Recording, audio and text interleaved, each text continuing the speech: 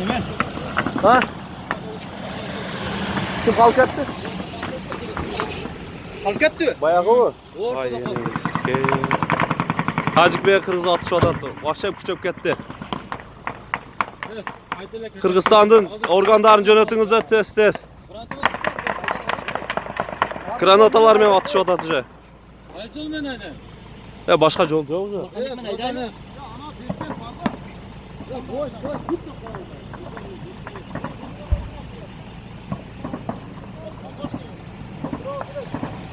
Слишком qattiq otishyapti.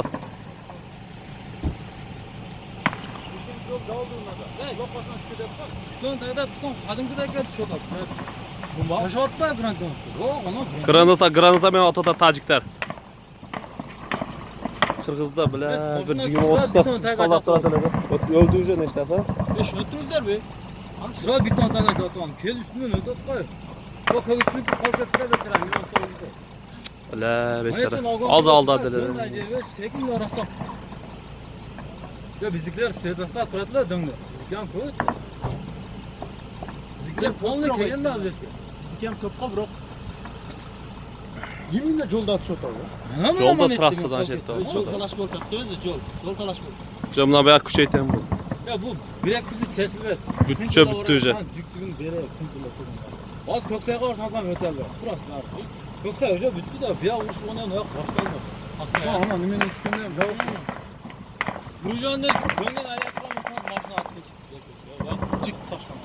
Atış qattiq bo'ladi, tug'andar atış qattiq bo'ladi. Qirg'izning organlari armiyasini polni jo'natingizda Tojikiston bu yerda polni jahlim bildirdi-chi.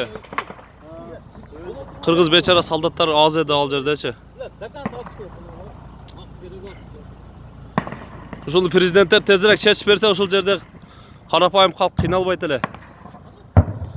Becharalar qancha uylarga granata bilan otadi mana yaxshi. Mana Qirg'iziston bunalar, polni Qirg'iziston yerlari mana.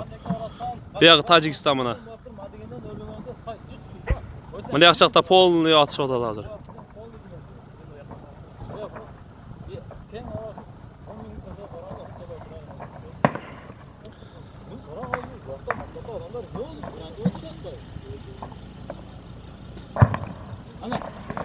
Qirg'izistonga polni granata tashyapti.